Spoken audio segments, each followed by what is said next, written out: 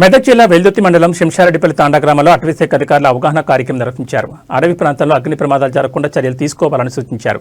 అడవి ప్రాంతంలో అగ్ని ప్రమాదాలు జరిగితే వన్యప్రాణులకు ముప్పు ఏర్పడుతుందని, తద్వారా పర్యావరణ పరిరక్షణ దెబ్బతింటుందని అవగాహన కల్పించారు. అడవుల రక్షణ, వన్యప్రాణుల పరిరక్షణ అందరి బాధ్యతని అన్నారు. అటవీ రక్షణలో తాము ఎప్పుడూ ముందుంటామని ఈ సందర్భంగా గ్రామస్తులు తెలిపారు. ఈ కార్యక్రమంలో గ్రామ సర్పంచ్ గణేష్, ఫారెస్ట్ సెక్షన్ అధికారి శ్రీనివాస్, బీట్ అధికారి భరత్, గ్రామస్తులు పాల్గొన్నారు. అడవి ఉంది కదా, అడవి ఉన్నది కాబట్టి ఇప్పుడు రాబోయే కాలం ఎండాకాలం పూర్తి ఆకు రాలిపోతుంది. కావున మనకు ఎవరైనా అకస్మాత్తుగా మనుషులు పోయి అక్కడ నిప్పు పెట్టడం కానీ అలాంటి చర్యలు చేస్తారు. సో అలాంటి చర్యలు చేయకుండా మీరు అందరికీ తెలియపరచాలి. నిప్పు పెడితే దానివల్ల జరిగే నష్టాలు చాలా ఉంటాయి.